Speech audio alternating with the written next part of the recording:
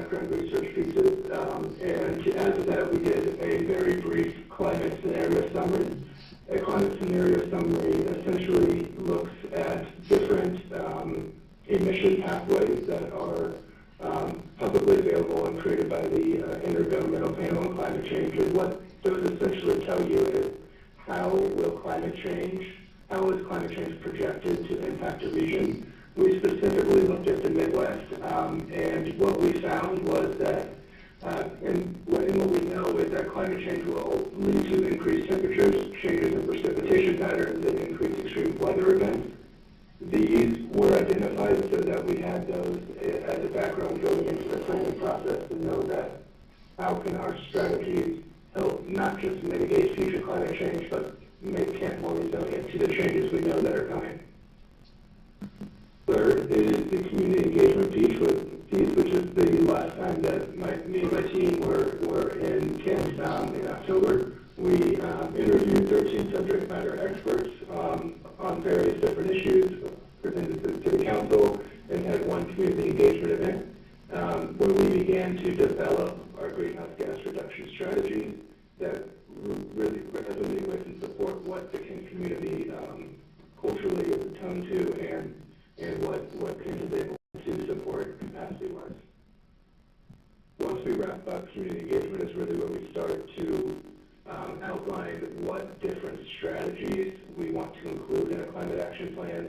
And for Kent, we had over 100 potential greenhouse gas mitigating strategies, everything from installing hydroelectric in the Cuyahoga River to other great ideas. But we had to narrow that down, and what we do to use to narrow that down is the benchmarking assessment, the gap analysis, the climate scenario summary, and information that we received from community engagement and our interviews with subject matter experts. And what we were able to do is distill down the number of potential recommendations to 15. And 15 is a little bit generous. There's more than 15 because some of the recommendations, some of the strategies have sub-strategies. So it's more than 15, but 15 high-level strategies. So I want to talk a bit about the greenhouse gas inventory. The community completed the greenhouse gas inventory for 2016, and you can see the results on the screen here. And the results are fairly typical for what we see in municipalities, with the majority of emissions being coming from the energy sector, and then the next highest being transportation. But when we reviewed the greenhouse gas inventory, we found some deficiencies in that we want to make our very first recommendation to update the greenhouse gas inventory, both because it has been quite a while since 2016, and so the inventory could look completely different, but also to fill in some of the gaps that we found that we recommend to be necessary to holistically track the strategies that we recommend. And so I'm going to, without going into too much detail, give a very high overview of what we mean by the gaps. So there is several different frameworks that are agreed upon in the industry to track greenhouse gas emissions for municipalities. The one that we prefer to use is through the Greenhouse Gas Protocol, which is out of the Environmental Protection Agency. And what our main recommendation is to align our first recommendation is to align your greenhouse gas inventory process with the methodology created by the Greenhouse Gas Protocol. There's quite a bit more detail on that in the plan, and we're happy to follow up with more information on that. But this picture here shows the different sectors, and this is not all of them, but these are the most significant ones that I want to touch on, that the Greenhouse Gas Protocol calls for data collection in. So the big areas being stationary energy, transportation, and waste. And you'll notice here, compared to this slide, where you have commercial energy and residential energy as two separate sectors, here all of it's under stationary energy, and the reason for that is because the subsectors then get split into residential, commercial, manufacturing, manufacturing, and so on and so forth. The areas that are highlighted in gray on your screen, these are the areas that are required to meet the minimum reporting requirements for the Greenhouse Gas Protocol for municipalities. The areas that you see an X on your screen are where data was collected in 2016. So anywhere where there is not an X, but the cell is shaded gray, we would consider that a gap, and there would be a need to develop a methodology to collect and report on this data. Now, you may be saying there's not going to be much aviation greenhouse gas emissions, and that may be the case, but there needs to be a methodology in place to collect that data and then an explanation of why there is no data rather than no data at all. We would be surprised if all of these gaps do not have greenhouse gas data available. And additionally, we recommend that the greenhouse gas collection process be done on a routine basis, because that's how you're going to be able to monitor the direction of your climate action, and through a standard methodology, which is something that can be done internal. It is a heavy lift, but the Greenhouse Gas Protocol does outline specifically how to collect all this data, but our recommendation would be to work with an expert in the field to at least set up the collection methodology and do your first baseline year. So that's the largest recommendation, and we say that's the largest recommendation because this is the foundational data that is needed to have a more in-depth look at how different strategies are impacting, or how different strategies are impacting your climate action. I'm about to walk through the different strategies that we recommend, and they are broken into the different sectors that the Greenhouse Gas Protocol outlines. So we have stationary energy, transportation, waste, agriculture, forest, and other land uses. And I'll go through this now.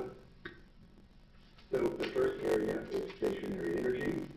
The stationary energy strategies, these include any strategies that will reduce emissions from fuel combusted within the city boundary. So if you were to have a fuel power plant in the city, it would be from that. You do not, but any sort of natural gas burner. Greenhouse gas emissions from grid supplied energy consumption within the city boundary. That's going to be your biggest area where the energy is produced outside the city boundary but consumed within. And emissions associated with the transportation and distribution losses from grid supplied energy consumption. That last sentence I just rattled off is an example of the complexity of collecting a holistic greenhouse gas inventory, because calculating the transportation and distribution losses from grid supplied energy consumption is a pretty heavy lift, but it is necessary for accurate inventory. The strategies that we recommend within the stationary energy sector first start with the municipal energy management plan.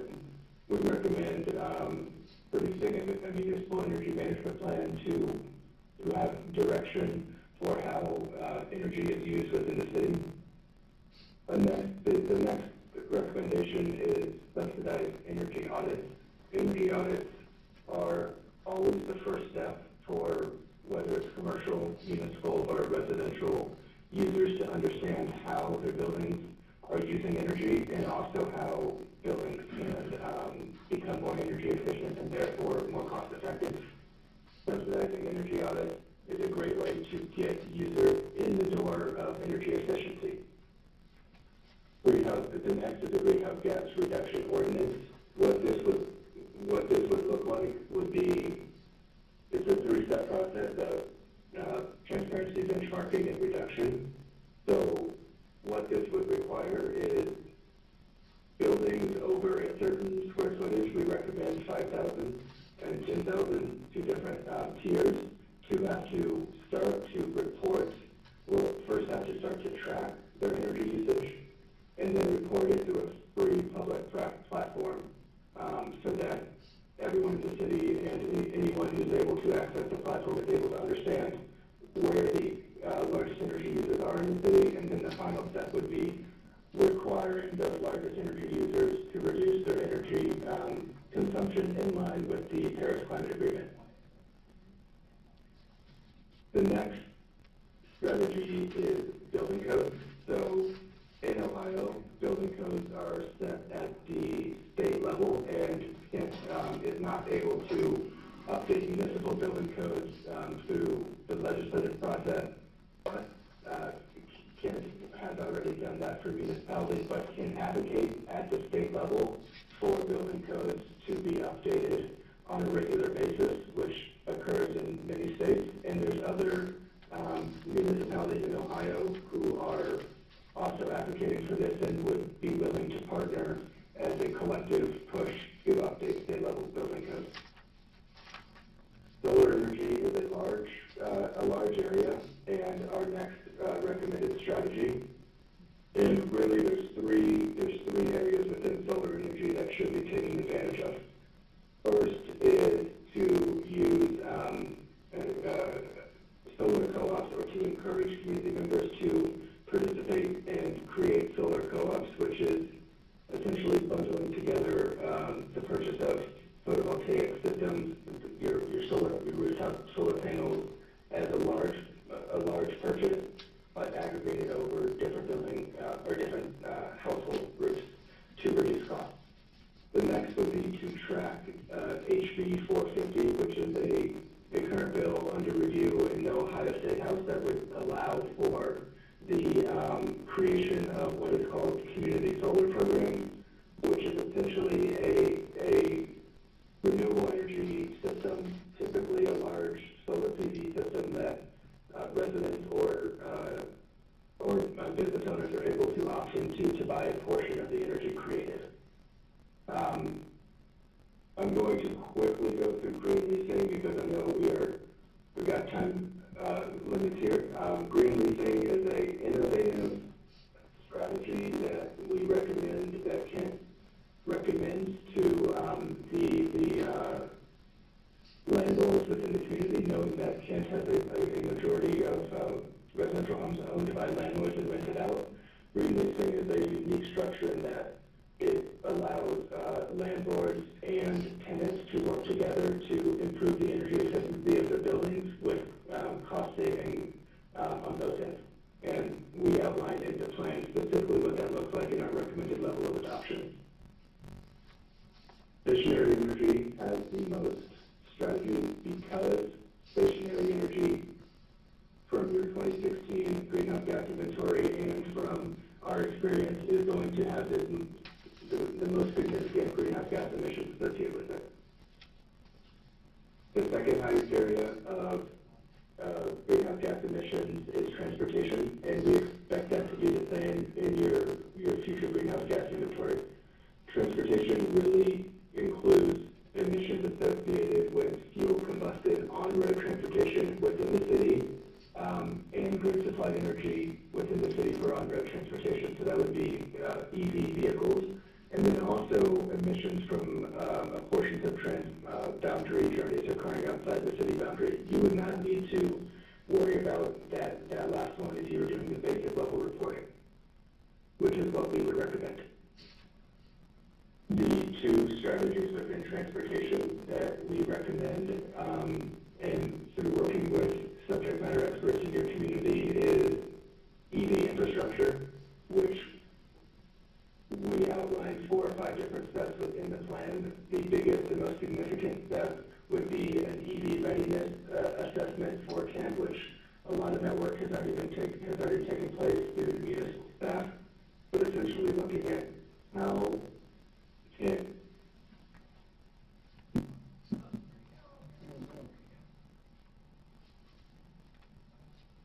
show electric vehicles. Oh, we're still sharing there? My screen still up. We froze for a minute, but you're okay. Are you also able to see the screen? Yes. Yes.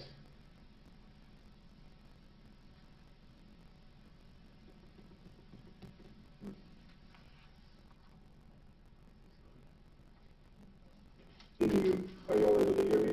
Yes, we can.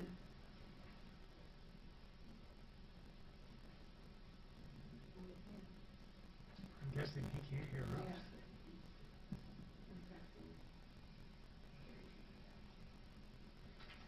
Yeah, we can hear you. Yeah.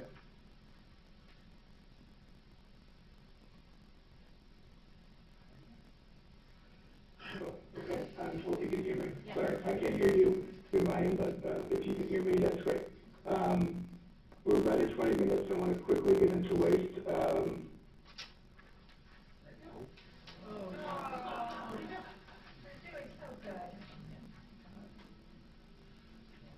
Here he is.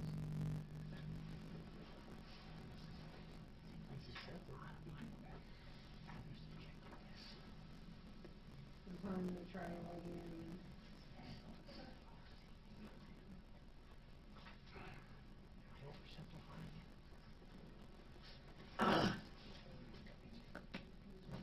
Entirely no. What? Not entirely no. You're right. He's on a lot of time.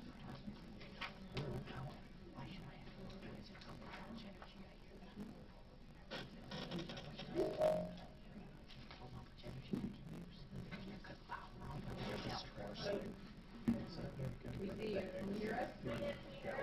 You're muted. Yes, I can hear you. I'm going to turn my camera off. Maybe that will help with any sort of bandwidth issue.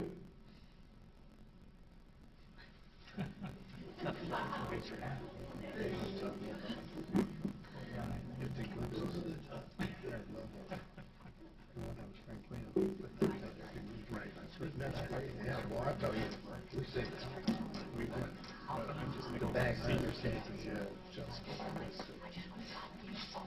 Two cords, one goes into the wall and one goes to the headset, because it works. In and out kind of In stuff. and out. Oh, these people. Sometimes they'll answer a call, but you'll transfer it. It goes to my cell phone. Have better band enforcement. Hopefully we won't have to do this. It's just, it doesn't work. Technology great when it works. You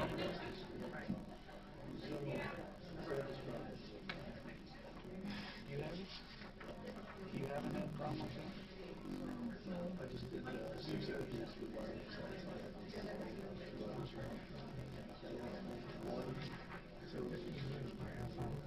Are you able to hear me? Yeah, we can hear you. That's great. Okay. Well, I see that my face is showing that.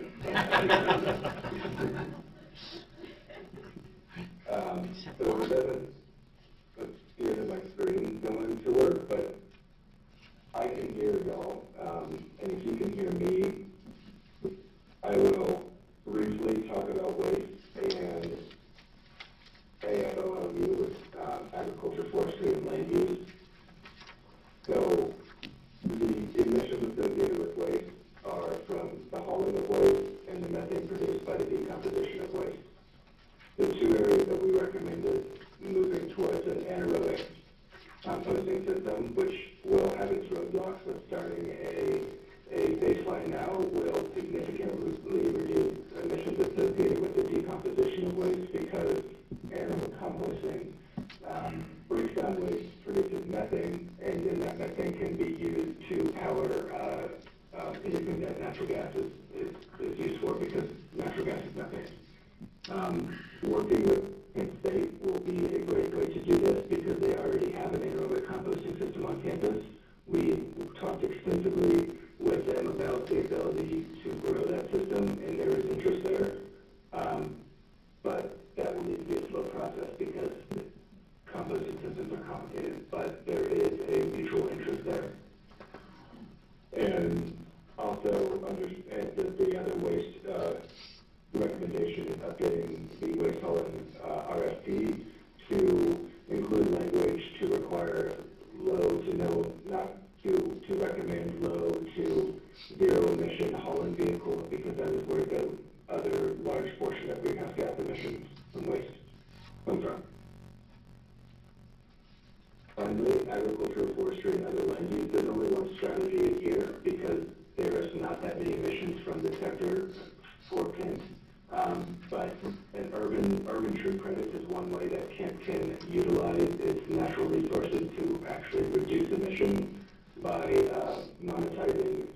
carbon tree credits through carbon credit accounting processes, which have been outlined in the plan, and those can either be sold or used to mitigate or to reduce its overall contribution. The last section is education and outreach, and really outlines how these different strategies can be implemented.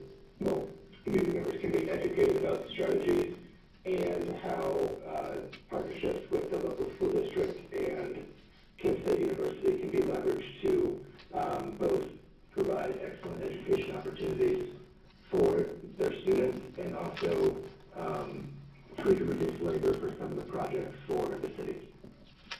So, sorry that you have to look at that picture of me, but I can hear you, and I'm happy to take questions.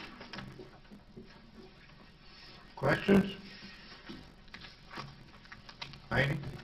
It's a real simple one, and I know you just can't hear, I'm not at my microphone. Here. I can hear. Well, I have a simple one, and I'm just looking at how do we classify Kent State University? Are they considered commercial, or are they considered residential, or is there a mixture of both? Nick, I can take this one. Okay, thanks. So Kent State has its own sustainability plan it's working on right now. And actually following that, which the adoption of that should be in the next month or two, will be their own climate action plan. So the university will have its own climate action plan, but we have hired a sustainability coordinator that's working 50% of the time for the city and 50% for Kent State, and they will be working on both of those climate action plans and in the areas where they cross over and are included. So they're not included in No. that emissions or whatever that. The greenhouse gas inventory, correct. They actually had done their own greenhouse gas inventory. So then from that, they came up with their sustainability plan that is being finalized. I think the board's approving it maybe in like a month or so, based on what Melanie's telling me. It's coming up soon. And then from that, they'll do a climate action plan. So have we lost Nick officially, completely off? Okay. Yeah, so yeah, because they might have more questions for him. But so Kent State, because they are able to and have been working on their own sustainability, they're going to be working complementary with us on ours, but they will have their own goals and initiatives because they actually have a more, for lack of a better word, controlled environment where they can regulate many things that we as a community, and because there's private ownership, residential and commercial, we can't go into those realms. So we'll be working together a lot. So, okay. Further questions? Oh, I'm sorry, Robin. Are you done, Heidi? You had a simple question, but we got more? You can come after me. All right, Robin. Yeah. Right now, how do we leverage our interest and our desire to address the climate issue with where the federal government is? Do they have resources that once we establish our overall agenda and plans, pots of money that we'll be able to reach out to bring to the community? Nick, you want to take that one or you want me to? Is the question about how to leverage federal funding? Correct. Yeah. Yeah, any money outside foundation, federal, state, whatever, we're based on our overall plan and how that develops. What is our possibility of being able to bring that to the table? So I can say that there is right now in the U.S. a historic level of funding allocated towards climate action through two different pieces of legislation from the Biden administration. One of those is the Infrastructure Act, which is a year or two old at this point, and the Inflation Reduction Act. Both of those pieces of legislation allocate billions of dollars towards various climate solutions. We explored a few of the possibilities with municipal staff, and for the possibilities that we explored, I believe some around electric vehicles either do not apply to Kent or are not, there's not an appropriate location for electric vehicles for that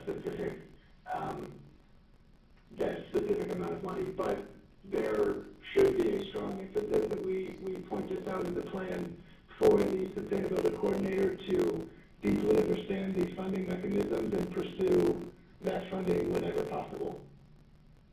And Robin, the city did get funding for the EV stations that are going to be going in a new administration building parking lot. There's 2 going in, but they're double port. So we were able to secure funding for that. I think Jim Bowling could speak to this better than I can, but I know that the funding for the EV stations in the federal was more for larger throughways and highways and not so much in Kent. And I think we had issues with locations, so I'm going to let Jim take that. Well, in part, we already submitted for 60 EV stations with the RAISE grant that we submitted last year, and we were unsuccessful in getting. And we're submitting again. Actually, we submitted again yesterday. So it is in the infrastructure bill, but it's usually wrapped up in with other transportation-related projects. It's a sub-factor, a subcategory and selection of it. And then, as Bridget said, there's a separate set of money coming from the state DOT, and their primary goal right now is to put charging stations near the interstate. So like if you're driving long distances, you can stop, get gas, get food, and move on. They want fast charging EV stations there, and that's their priority, and we're not quite in that zone yet. So. And I think it's important to highlight that for the first time there is money out there, but that doesn't mean it's necessarily going to meet all of the actions that we have proposed. These are here so we know what we need to be applying for and looking for, but that doesn't mean we necessarily implement them all, because funding is limited and the ability to secure that will, is unknown at this time. But it will be something that the new sustainability coordinator will be working on. Further question, Gwen? Yeah, I just had a question about whether, under the education component of it, whether aerobic composting by residents has any measurable impact, whether reducing obstacles or providing education for backyard composting would be something measurable that would aid in this. So is the question what measurable impact does anaerobic composting have versus backyard composting? Well, would it be beneficial to educate or encourage our residents to have a backyard compost pile for their own kitchen scraps? Yes, but measurable impacts on greenhouse gas emissions, that would be very difficult. It could be estimated, but at the anaerobic large scale, there are measurable impacts because you can calculate how much methane is produced from the digestion of waste, and then rather than that methane being flared or just straight released into the atmosphere, that methane can then be used as a replacement for non-biogenic methane for, say, the heating of the plant at Kent State University, which would actually constitute a carbon sink. So it would reduce emissions as compared to increasing. Okay, thank you. But at backyard scale, that would be all estimations. Okay, thank you. Further questions? Anybody? Waiting, all right. It's just something I'm curious about. I didn't see any listing of our peer communities, and so I was kind of interested in who are our peer communities and what were we actually comparing? Like, were we comparing how advanced we are in comparison to these peer communities, or what is our emissions? I'm just kind of curious about that. So it looks like you have the report in front of you.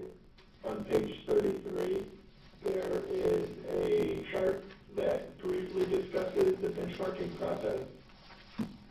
And the communities that we compared it to were Lincoln, Nebraska, which is significantly bigger, but they have a very recent climate action plan, and they are a university town.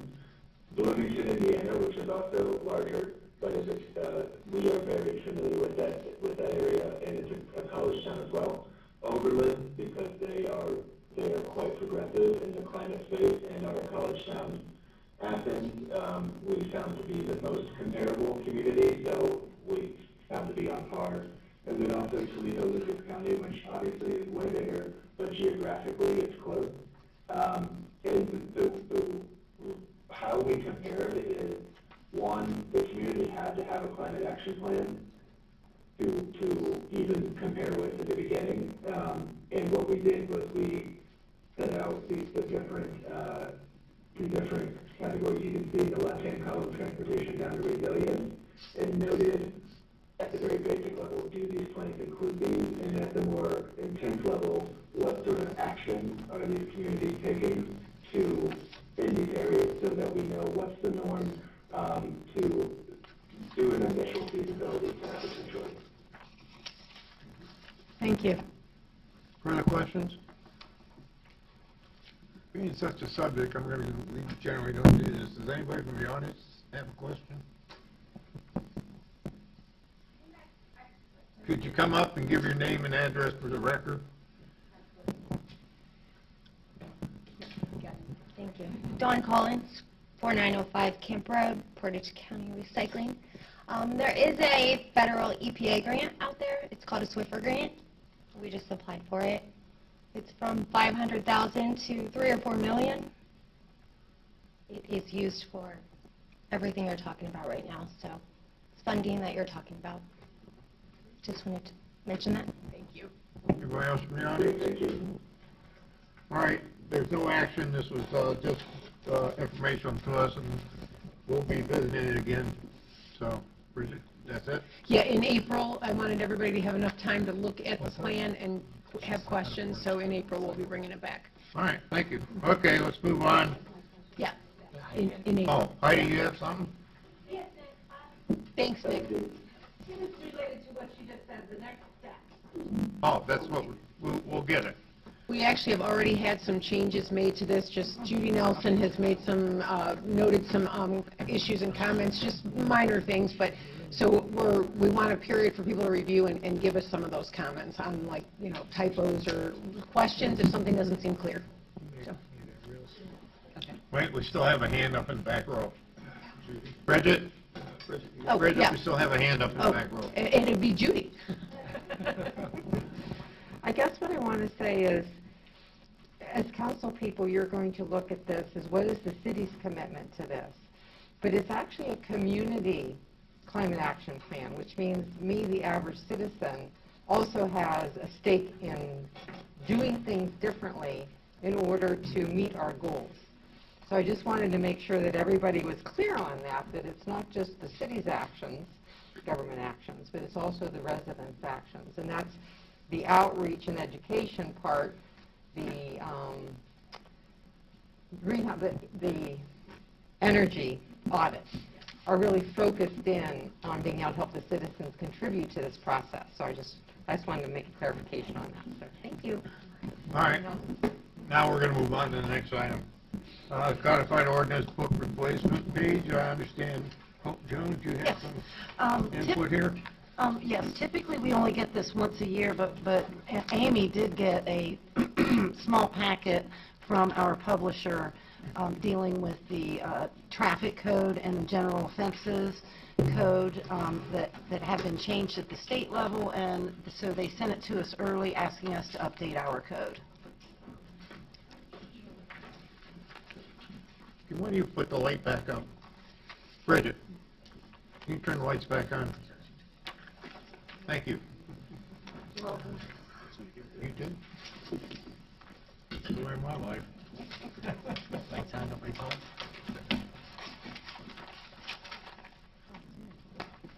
We're good? On the motion. We need a motion to I'd like to make a motion that we update the codified ordinances. I'll second that. Second by Jack. Is there any discussion? Seeing none, all in favor, signify by saying aye. Aye. Opposed, same sign. All right, thank you. Yep. City Hall update, Melanie Baker.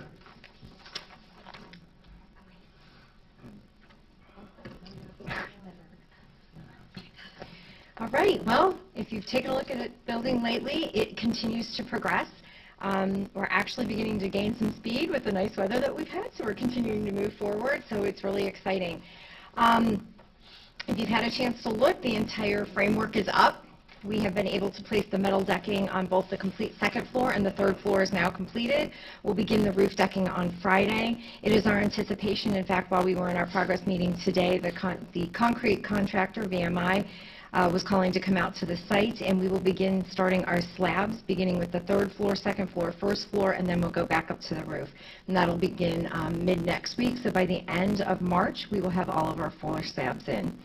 Once we are completed with the roofing and decking, we're going to start stairwell B, which is actually what would be on the east side of the building, and that's the emergency exit for all of those, the administration on the third level, finance on the second level, and then you'd be able to go down to that first floor level as well. So we are progressing well. Now that we're out of the ground, I'm breathing a little easier. We should not have too many more unforeseen things. Our gas lines are installed. The new line was put in. We're just waiting now for our wall to be completed so that we can go ahead and hook that up. So when we get ready to start putting everything in, should the weather turn bad, although we should be about May at that point, so weather should be good, you'll begin to see the subs coming in. So we'll begin backfilling by the end of March, and then you should see a lot of activity with all of the subs out there, HVAC, electrical, plumbing, etc. So it's going well. Very exciting. Questions? Heidi? Yeah, when do we expect the glass to come in? Is that like last, or is that going to come up like in the next several months? It'll be here probably mid-July. We should be enclosed, but it'll be one of the last things that go in. We still have things we have to swing to get up on the top of that roof, and so the last thing we want to do is hit one of those panels. So the glass is in, so it is being stored right now, so we're not waiting on that any longer, but they did say mid to late July we should be enclosed. Further questions?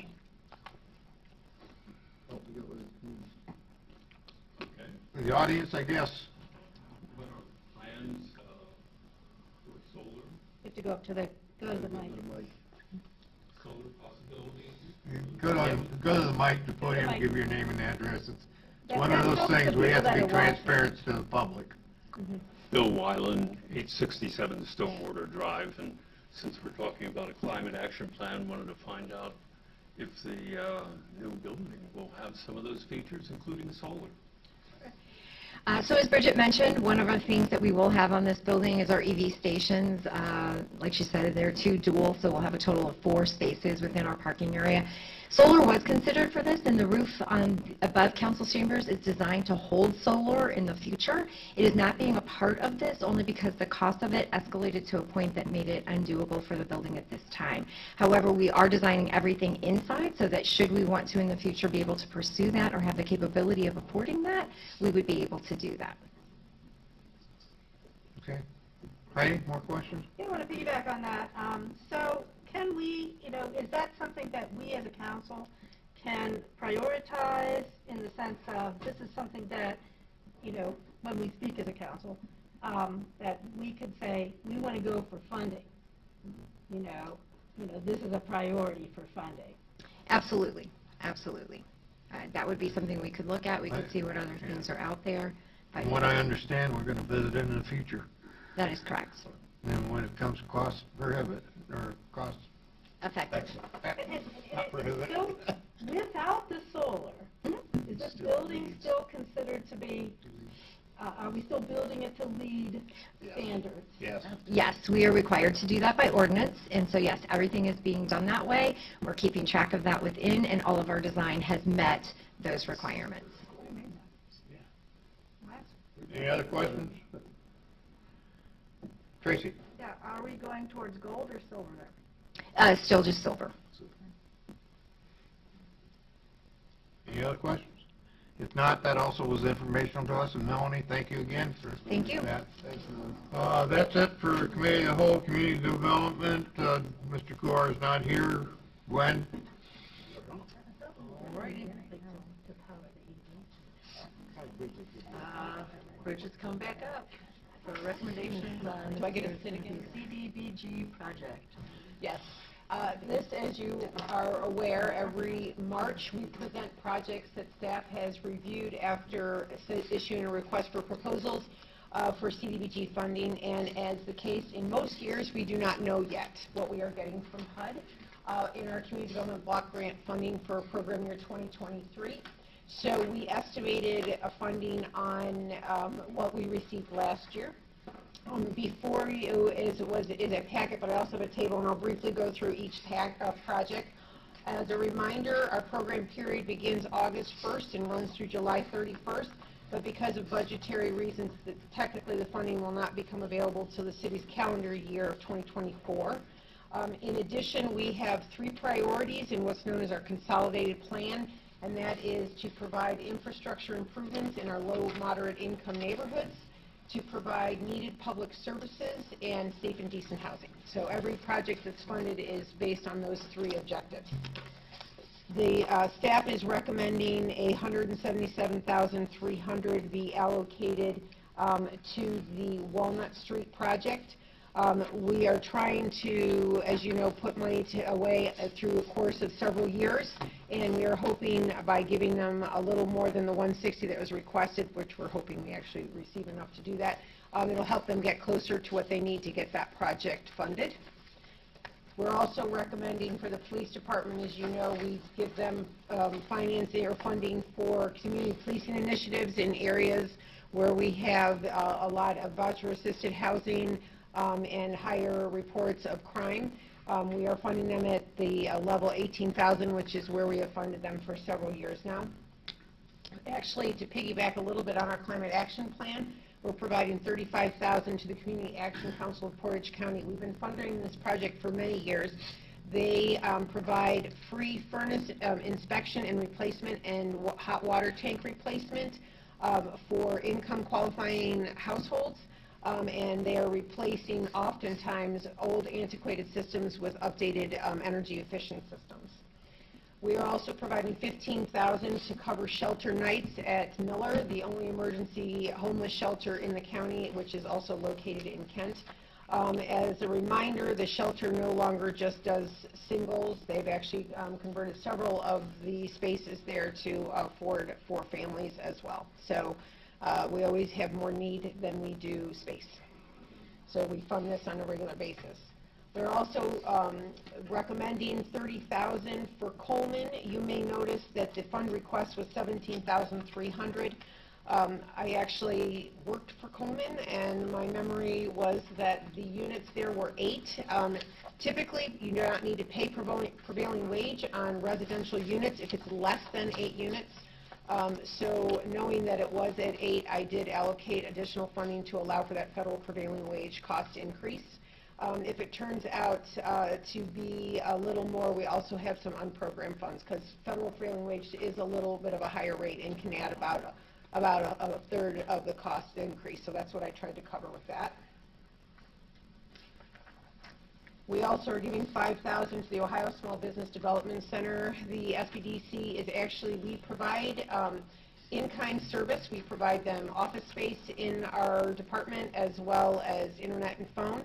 She services actually several counties, but she works for the city of Kent for with using these funds for low-income business owners. She does a lot of counseling and helps them develop business plans, and also connects them with opportunities for funding for small businesses. This is the first time we're providing Habitat for Humanity money through CDBG for this type of program. We've actually done bricks and mortar. But with this program, we're actually working on a new program that's allowing for aging in place. One of the issues that you often hear about is that the population is aging as the baby boomers age, and many do want to stay in place. So this is going to offer funding that allows for retrofits for, roll-in showers, ramps, and other activities that would allow for basically accessibility. I want to highlight the reason we have to do it through this is that if we did it through our rehab program that we fund through CHIP, it's a basically foundation through roof. Everything has to be updated.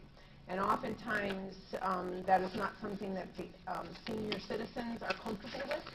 And even though it's a forgivable loan through that program, that also gives them some concern. So we thought by doing it this way, sometimes those improvements only are, $500 to $1,000 to help them get into their restroom or into ingress, egress into the house. So we're hoping that this program is successful. So it's a kind of a pilot program. The next is a small amount to administration. We really only use that to cover costs of the materials, the advertising, the notices that need to go in the paper, and training opportunities. That's $6,920. Basically, we fund all the projects, and whatever's left over we assign to administration. And then finally, as a HUD requirement, we are required to provide fair housing services. The fair housing services need to be provided through an agency that it provides that professional level of training. So we have been under contract with Fair Housing Contact Services for years to provide that services in our city. As a reminder, we will not be voting on these tonight because we have to still go through a 30-day comment period and another public hearing, and they will be presented legislatively for authorization in May. Thank you, Bridget. Are there any questions from council? Robin? Yeah, Bridget, just one more. What was the amount you're seeking to allocate on Wall Street? On Walnut? Walnut Street. $177,300, but this is basically a funding that's already going in addition to other funding we've allocated in a prior year. So $177,300 for this year. What's the other amount? 160 was last year, and I believe it was 160 the year before that. Yes. So the total's over 300,000 or 1,000? Yeah, it's closer to 600,000. Oh, I thought you said it's 160, so what's that, 320 plus this, but Jim can speak to the exact number. There is money that actually the city actually pays. We offset costs, but the project costs are more than what we fund with CDBG. Jim can give you that exact number, or roughly. But this covers what, maybe a certain percentage. So this money actually only covers phase 2. Yeah. They also gave money for phase 1. So for phase 2, as Bridget mentioned, it's 360. Yeah, roughly. already. 330 roughly. And then. So it's probably closer. The project itself is closer to $500,000. Yeah. That's going to be done in the second phase. The first phase was already around $500,000. That one was completed 2 years ago. This is over $1 million? What's that? This is over $1 million? Both phases? Yes. Mm-hmm. Oh, okay. This is from Harris to Dodge, this phase. Oh, so, yeah, we're basically moving our way through the. That's for that general area of all those projects on that south end area? Correct. We did work on Pine, if you may remember. Right. Right, correct. So the total allocation is, okay. I can get you the number that has gone to CDBG, and then Jim could get what has been paid out of city funding for this. Jim and I was one of the first few things we did probably about a decade ago or so, maybe longer. Yeah, we've been here longer. We both were committed to the administration prior to this had not been putting it into infrastructure because the CDBG funding level was so low. And we do have requirements that spending has to be done. It's called a timeliness requirement. So it's a little bit of a precarious situation, making sure we give them enough funding and get the project bid out. But Jim and I have successfully been able to manage that, and we've been able to do many of the improvements that you've seen in the South End. So I think we both find this one to be one that we will stick with. Terrific job. Could I get those colored? Yeah. So we know residential, what the amount of the residents put in, and the residents on a CDBG funded project are not assessed. on Yeah. If there's federal CDBG money, an assessment is not, so all the improvements there's no assessment that go to those residents on these projects in CDBG funding. Okay. But there's other road projects and sidewalk projects that are done through the Streets and Sidewalk I'll get that Program. later. Yeah. I'll talk to you about it later about that. So, yeah. Okay. Basically, if you're wondering if a project is assessed, Jim or I could answer, because if it's got CDBG money in it, it's prohibited, but if it's a city-funded Streets and Sidewalk Program, assessment is applied. However, there is a structure that they use also looking at household income with regards to that as well. Thank you. Any more questions from council? Anyone from the audience? All right. Thank you. Thank you, Bridget. Okay, move on to health and public safety, Mr. Emery. Yes, we have 3 agenda items. The first, all 3 are presented by Joan Seidel. So the first one, Joan, is Kent City Health Department Annual Report. Correct. Good evening. Thanks for the time.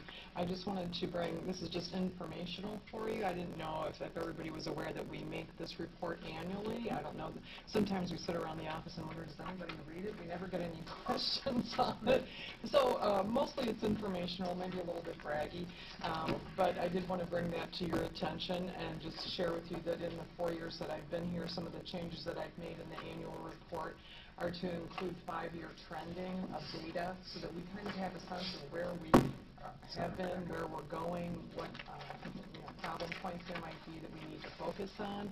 And then I also tried to use more actual photographs instead of just clip art illustrations because I want people to get to know the department as well. So thank you for your time in reviewing that. And if you have any questions, please feel free to reach out. The other things I have are both grant related. The first is the AmeriCorps Vista grant for the Kent City Health Department. We were notified that we had won the award. It is a lump sum amount, and it will be $159,062 that will come to the department. We're looking at hiring individuals on a temporary basis, but maybe up to 5. We're also considering maybe using some of those funds to pay the salary of an actual Kent City Health Department employee.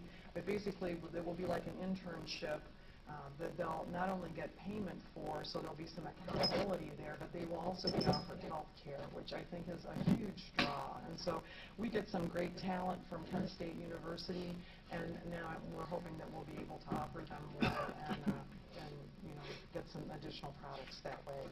So the other grant then is the EPA, and that's for vector control or mosquitoes. And again, this is a preventative grant. That's typically $25,000, and that's what the award will be this year. It's split. $10,000 is to go to interns to help run the program, and then the $15,000 is for equipment and supplies that are needed.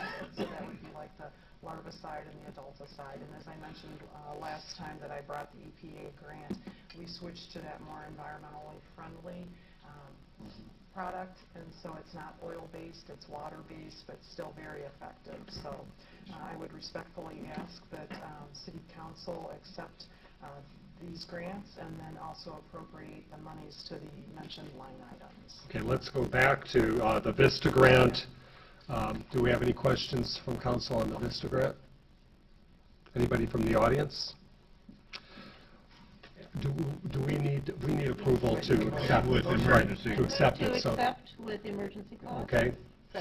Second. Gwen. Comments? All those in favor? Aye. Opposed?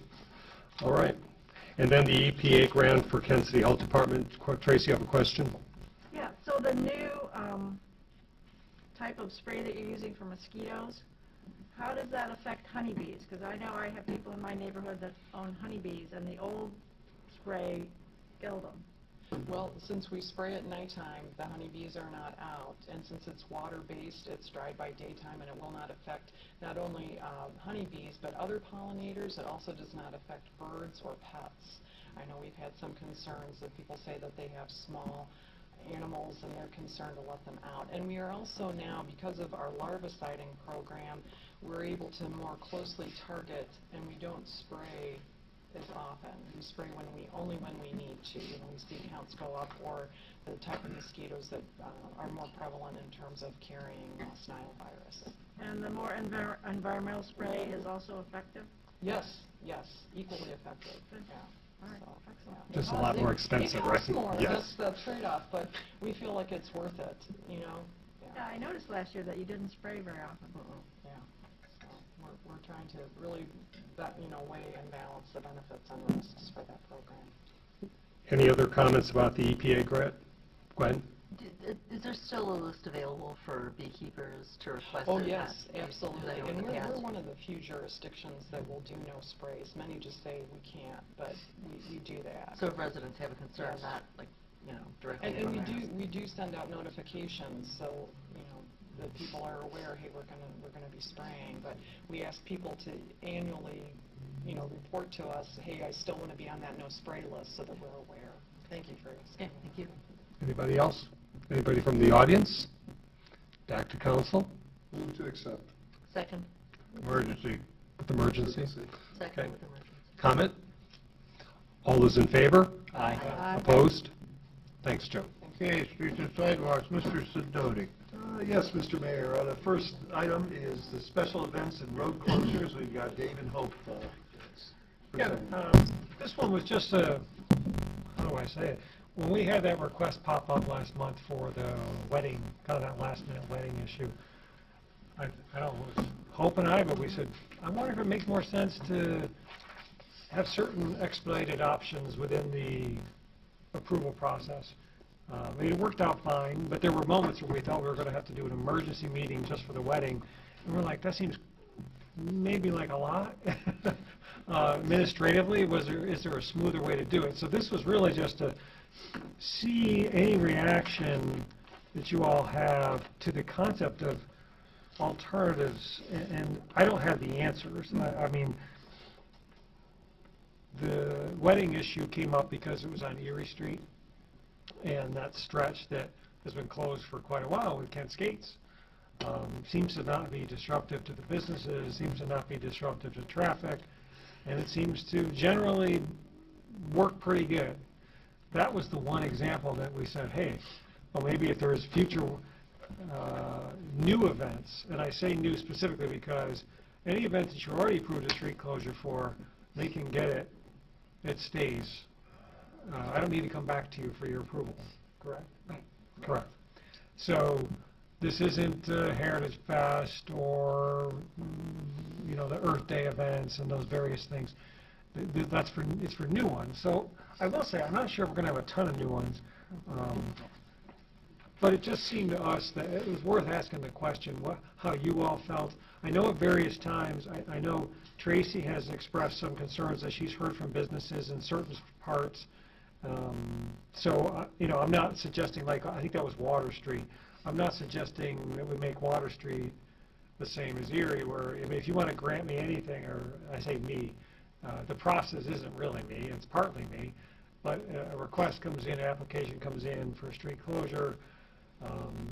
We circulate the request to each of the departments. They got to show what they're going to do. They got to show insurance. I mean, there's certain procedures they have to have a map.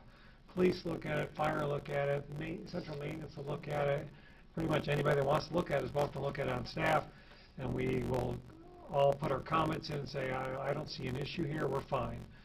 Those that become fine are what we bring to you in the routine process of saying, hey, here's a new street closure, staff supports it. We were wondering, because the example with the wedding, we thought, well, maybe there's going to be more weddings at the hotel. Maybe that stretch is something that you'd be comfortable with granting the administration the ability, with whatever parameters we need to develop, to not decide to wait 30 days. Again, I'm fine keeping it the way it is. It really was just one of those conversations that we just sort of said, I wonder if it makes sense to talk about this. So I guess I throw it at you and just see what you're thinking, and if you want to keep it as, that's fine too. Just let me know. Okay. Jerry? Dave, I'm all set putting it in your lap. I mean, but we're just talking about downtown festivals, we're not in the neighborhoods. Oh, absolutely. Yeah, and I'm not even saying all downtown festivals. I'm saying, to me, there may be some locations, I think it's more location specific than anything, that may lend themselves to greater staff administrative capability. I can do certain things, and Bridget's office can do certain street closures, and, well, Melanie, as a service director, has authority. You know, we put dumpsters out there, you can have partial street closure, and this temporary street closure. But really what we're talking about here is kind of those event type things. And because the hotel seems to be trying to grow that part of their business, and, you know, I think I shared with you this morning, Kent Skates ended up with 14,000 people visiting our downtown, and I don't think anybody really had any concerns with the street closure. So we got 14,000 people. So I'm not saying we have other events that draw quite that much, but, you know, I want to support those things that support downtown businesses and not make it worse for downtown businesses. So, Other questions? Hi. Yeah, I think that criteria is good, but my question is, would you guys be reporting out to us, like when you have authorized a street closure? Would you find some way to report out so that we're in the loop, and may have a chance to give feedback if possible, but you know, in the loop is best. I think the best thing. right, there's been a few times, you're correct, it's, so we haven't come up with a procedure. I mean, we're literally, this is just throwing it at you now. But I would imagine that we would give you some sort of early notification. And on other issues that we've done, like on our unauthorized list, that I'll send you a little notice saying, hey, this came up, I'm going to throw it on unauthorized, but if you want more time in committee, we could just let me know, and we won't put it on unauthorized, we'll just save it for the next committee. We could do that similar type of thing on this, like if you had any heartburn with a particular street closure, or, again, I'm not trying to overstate it. A closure on Erie Street, I mean, that's what prompted this, so maybe I need to just keep it there first, and we can talk about growing it.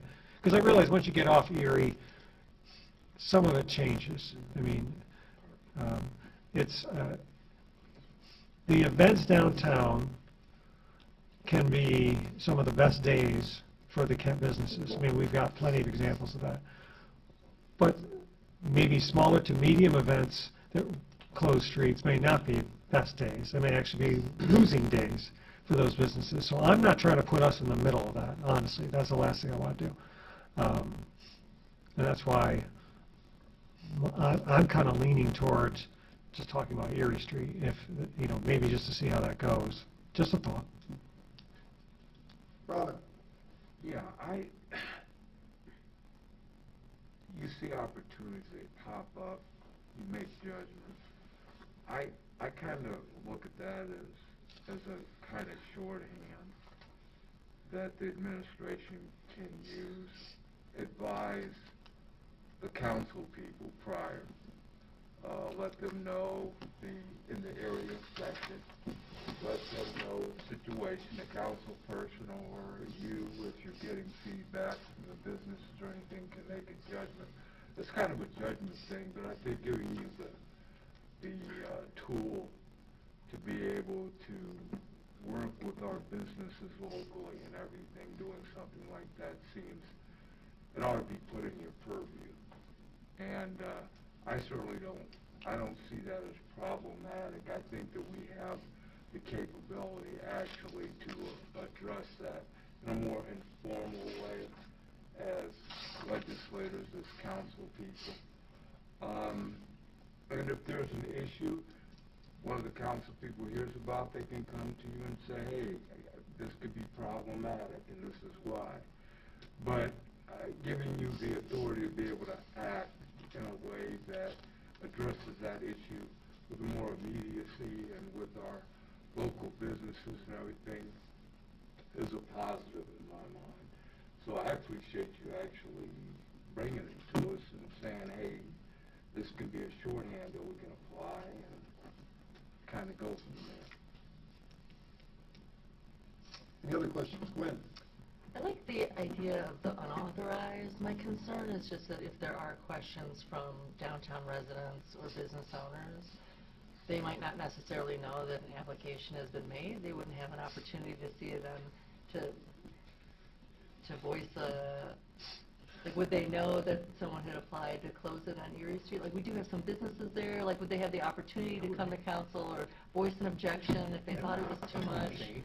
I guess my concern lies mostly in that business owners getting an opportunity to express, you know, or downtown area residents, you know, to express kind of their, if they oppose it or if they want to tweak it or if it impacts them, if they think something impacts them, you know, even on Erie Street, you know, a little bit too much. That, and then also I'm a little bit concerned about just the, you know, council has a certain accountability to represent residents and business owners, so I wouldn't want council to kind of go like, oh, the city did that, bye. You know, I just kind of want, I want to feel like there's still a, you know, but I appreciate, you know, being able to expedite it for things like that. But then also at weddings, I mean, 30 days, like, you know. Well, what about just Erie Street? Like, when you Yeah. talk about the businesses, there's the chamber offices there. Yeah. There's Jones offices there, the Kent State Hotel, which they obviously have a vested interest in. I mean, they were here last month, you know, sort of begging for your support. And interestingly, we had an annual review meeting with PARTA today, and they had a good year in 2022. And one of the areas of showing growth in the parking was the hotel parking. And they were very clear to say, the better the hotel does, the better we do. And remember, the city's a partner in that investment. So in a way, it's a cascading effect. It's good for, what's good for PARTA is also good for the city in terms of either our share of the costs or less, or our share of the revenues is a little more. So to me, that's why I kind of like just keep it focused right there on Erie Street, so that I don't think we're really disrupting any businesses any longer. We do have a couple of businesses down there, though. No, those leases are over. They have withdrawn. Oh, okay, I didn't realize that, okay. Yeah. The hair salon, there were two like hair salon type. Yeah, Yeah. yeah. That's what we were told today, correct? They're both? One has been backfilled with the new tenant that starts. Okay. One, with the New Year's, they made them aware that about the Erie Street closures. So tenants signing new leases now are aware that this is something that could be like a recurring, ongoing activity.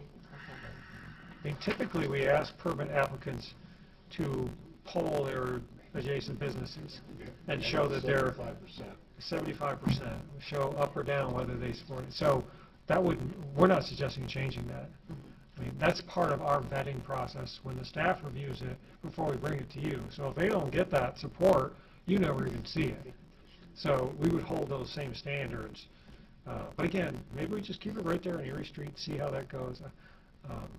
And do it for 6 months or one season. You know, I mean, I just wanted to see if it helped the process and so it helped our partners, meaning Kent State and the hotel and So PARTA. right now, you're speaking specifically about Correct. just Erie Street. That's what, yeah. Just kind of narrowing it? Erie from Yeah. DePlacer to... Correct, to Maine, that stretch. So just, yeah, Erie to Pike, okay, so just that little, Yeah. the ice rink, Block, the yeah. ice rink Yeah. spot. Mhm. Okay, so that's, okay, that's, yeah, I think that would probably be, that would be nice Just a for thought. hotel, for outdoor events and things like that. It seems that once, I think you're correct, once it kind of extends into different streets and different traffic patterns, I think sometimes it can get a little bit, there might be more opinions that business owners and residents would have. But. Any other questions from council? Seeing none, any questions from the community? Back to council. Yes. I would just make the comment that I think it makes sense on an experimental basis that in terms of business, you know, the issue is the businesses that are affected and how it could affect their business on that particular day. And there's clearly not that much business that's going to be adversely affected on Erie Street. And in light of our situation with the parking deck, the multimodal facility, and the hotel, I think it's the proverbial no-brainer, and so leave it at that, and if it works well and it needs to expand out, then, but there's still a check and balance where council can come back to say that we want to be able to control that, the 30 days, that's, it's not like somebody's going to wake up tomorrow and say, I want the street closed tomorrow, right? It's just not going to happen. So I think you have to balance the reality of it and with the practicality of it. So I don't know why council needs to be involved in that particular area. So I'm all in favor. Do we need a motion? Yeah, I was going to say, No, if you want a direction. I'd make the motion to approve then, but we come back for comments first, further comments from council. I move to approve. If this is going to be temporary, what I would suggest, because if you approve it to go into our codified ordinance, we'll change it, and then you change your mind and we'll change it back. What I would suggest is if it's on a temporary basis, and it's just Erie Street from DePeyster to Haymaker, why don't you, we can do it one of two ways. You can either just, hang on, I just lost my train of thought. Even though it wouldn't be unauthorized, what I suggest is he could place it on his unauthorized for the next council meeting as just something for you to vote on as a temporary 6 months, a year of him being able to process any application for road closure for that part of Erie. Then I won't have to change a codified ordinance and possibly change it back. So look, do we need a motion at all? Not really, no, because it'll be unauthorized. I'll put it on unauthorized. Okay, so we're just directly motion. Heidi? Yeah, I just wanted to speak to that, the reality that there was at least one business in that stretch that was not happy about the skating. But I think that situation might have been self-resolved, and that I'm very content to go along with this as long as there's been adequate, the businesses coming in understand that this is a section that will likely be closed sometimes for long periods, like for skating. So, may I make a suggestion as the chair that what we do is direct Dave and his staff to have a motion that would direct Dave and his staff to do this on a trial basis and only for Erie Street. For a year. For a year. Anyone want to make that motion? Full calendar. Okay. Sure. To measure again? Sure. Do we need any action? Oh, not really. Well, if that's your motion, you need a second to vote on it, yeah. He's the chair. Yeah, it's going to be unauthorized. Oh, okay. All we're doing is directing. Okay, If everyone yes. is comfortable with Okay. that, then we can move on. So we'll put that on the unauthorized, we'll basically say that on my unauthorized in 2 weeks, and that'll put it into effect. Can we make it any more complicated? Well, I was just going to say, I didn't know that as the chair I had that much power, but I'm taking it, all right? Let's just do it that way. All right, the next one is the citywide trash service bid preparation, and Melanie's going to come up and... Speaking of complicated, the goal was to be simple, but in full disclosure, we'll both say that it can get complicated in a hurry on the bids. I say the goal, keep in mind, I was mentioning to Garrett before the meeting started that, it was, I don't know, a decade ago now that council took the leap with the staff to do citywide trash bid. And remember, because before we did that, you could have literally, we called it a trash free-for-all. So you could have one street that had a trash truck on it 5 days a week because Glenn had it on Monday, Roger had it on Tuesday, Mike had it on, and not only, I remember Jim saying to me, that's a lot of weight on the streets, and a lot of our streets, I mean, he's paved a lot since then, but some of our streets don't do great under that weight. Joan's predecessor would complain about, well, there's trash out that's unsanitary. We have that challenge anyways. When you have a community that has high rental percentage, renters just tend to not take care of their trash at the same level that homeowners do. And Bridget and code enforcement would talk about, yeah, it's, trash is out every day, and I don't know, people call and they complain, say, well, hey, their trash is out, it's been out there a week. Well, their trash is tomorrow, I don't know. Whereas this way, we basically said, and you took a leap of faith with us, because initially, I know, there was like, don't mess with people's trash. I mean, that's one of those adages, you don't mess with trash, but you took that leap, and it saved the resident right out of the gate, like a third of their bill. So that was the one, obviously, economies of scale on a bigger bid process citywide versus just Gwen's house. We can get better pricing. But at the time, one of the challenges, and we still face this challenge, is that people went from a free-for-all system where, well, someone might just use one bag and someone wanted 2 carts, and in the old days they could sign up for whatever level of service they wanted. And we knew, and it's proven true, that the more services you offer, the more costly it is.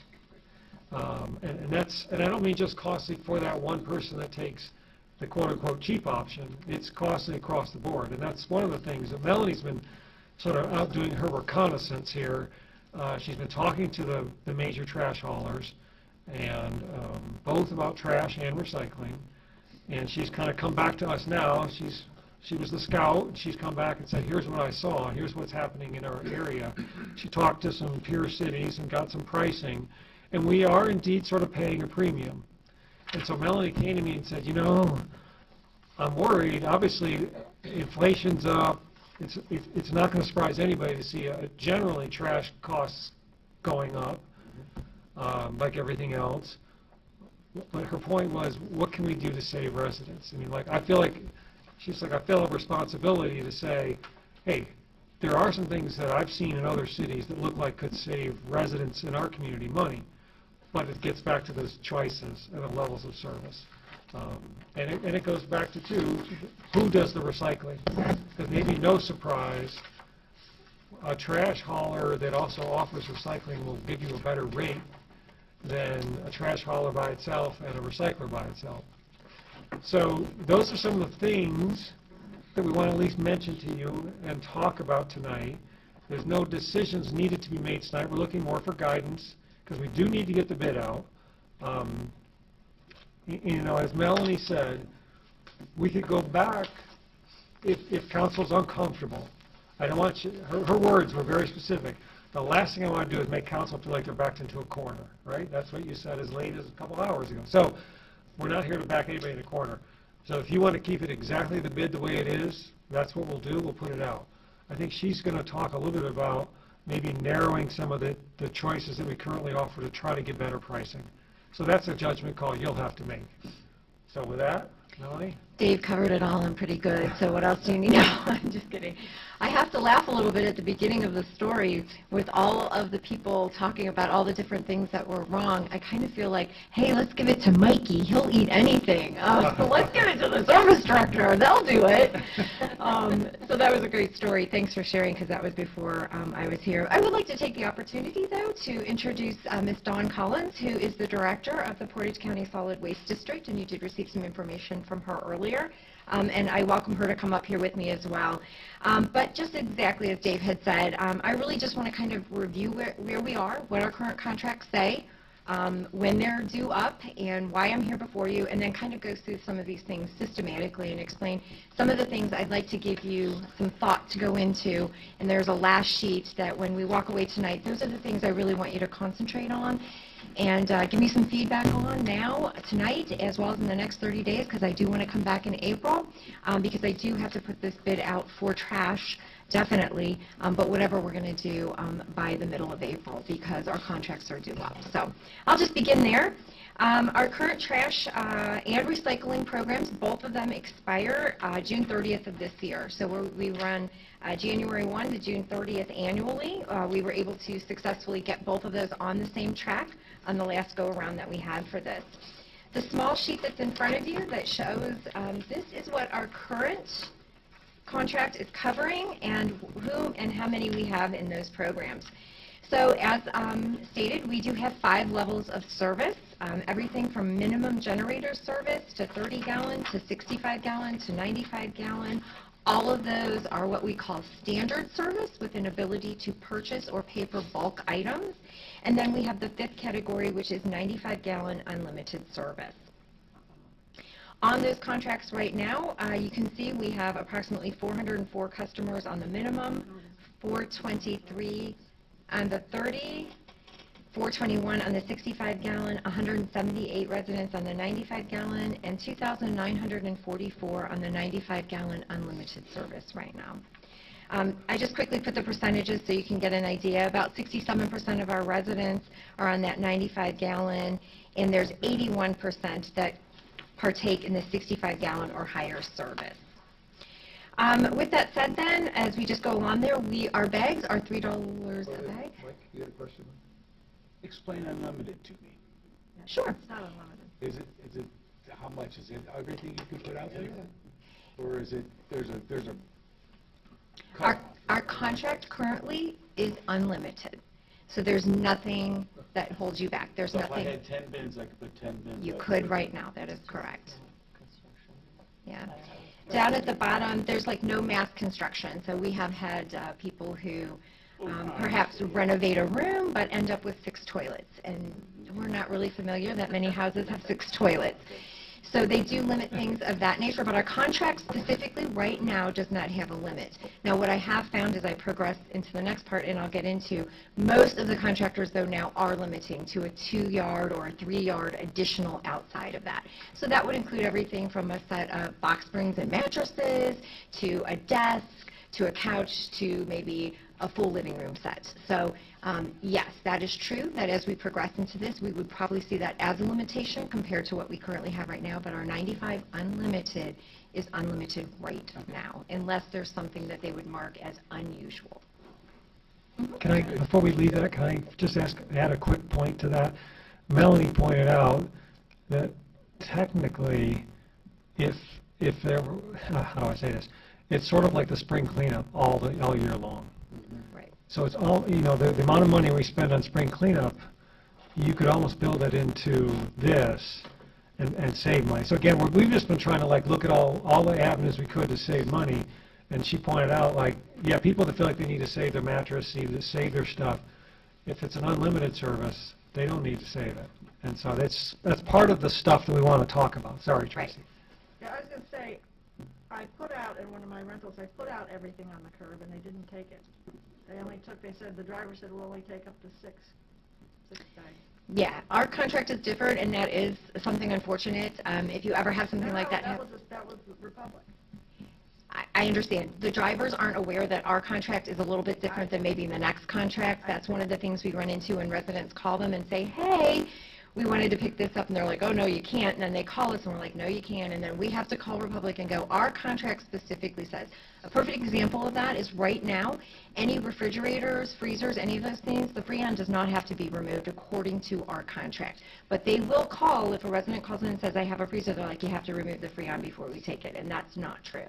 And sometimes that's what you do get, as Dawn will attest to. They have personal people here in Portage County that are familiar with the contract. When you have a large company like that, they're just pulling up a screen of what their technical things are. So we have certain words now that we tell our residents, when you call, say this, because they'll pull that up specifically and then be able to see, oh, okay, the city of Kent has this covered. It's not, but you know, larger companies such as Republic, Rumpke, Kimball, who are nationwide, you know, they have thousands of contracts. So what comes up is just their standard contract, and some of those, we have those different kinds of things, community to community, so that's, it's not unfamiliar. We that sit in my seat hear this often, so.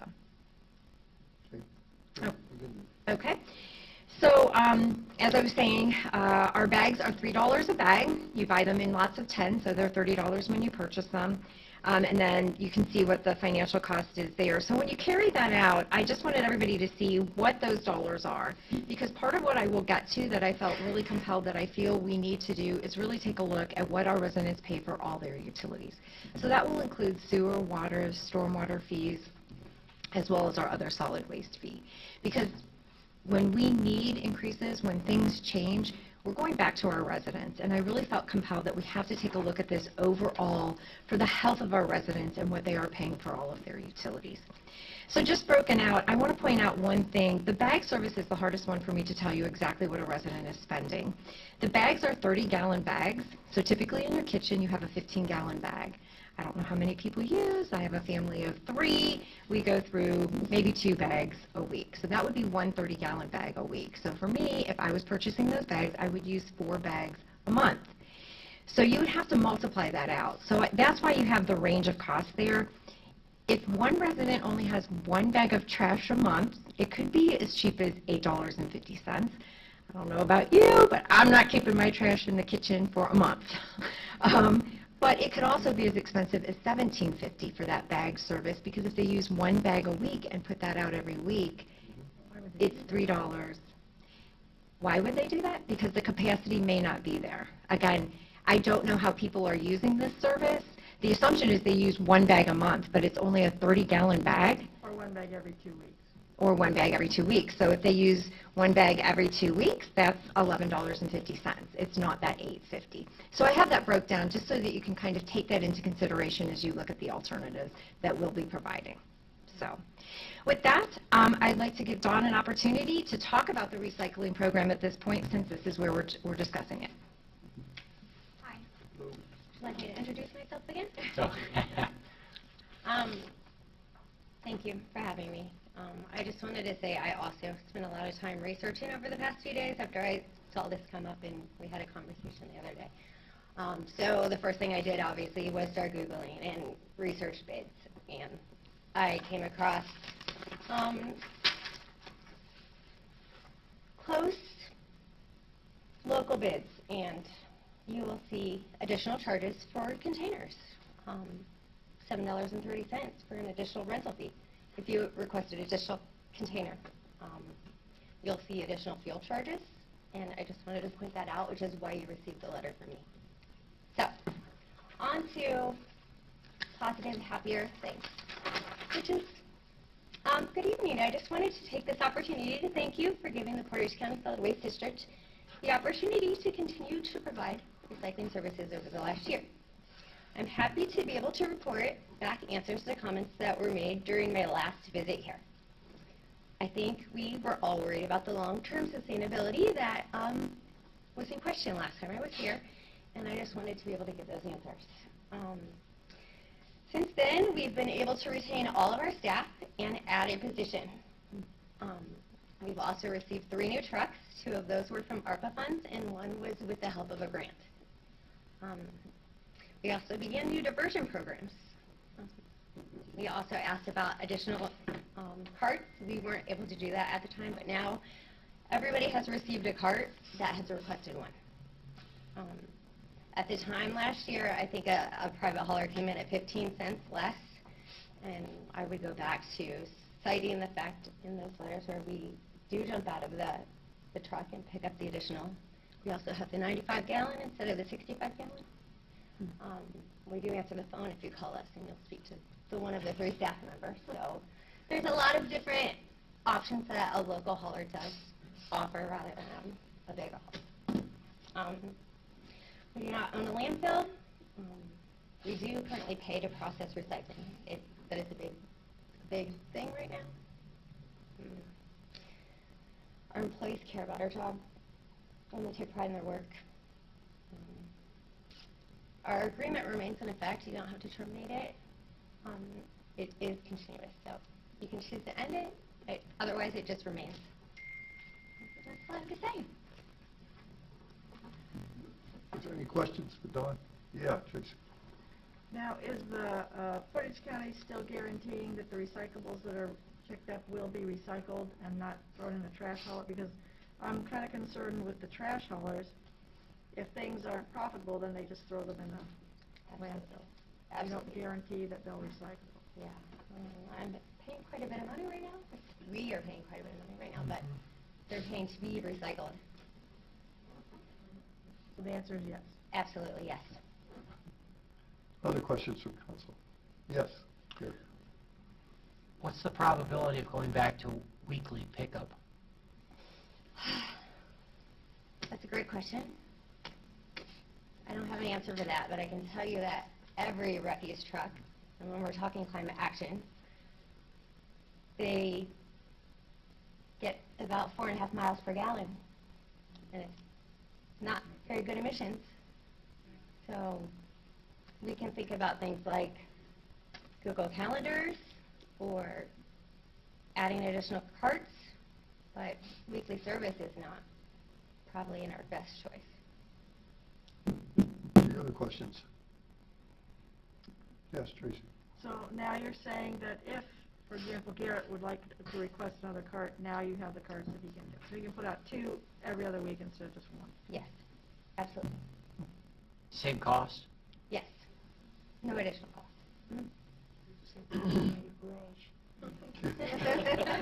What was that? I was- Have to add to the Other garage. Other questions from council? That's one thing with Melanie, it's back to you. Thank you, Perfect, Don. thank you. Yep. That's one thing. Oh, wait a minute. I didn't see Heidi. Yeah, sorry. So we're looking at the 550 price, is that? That's correct, yeah. Will that remain the same? Same.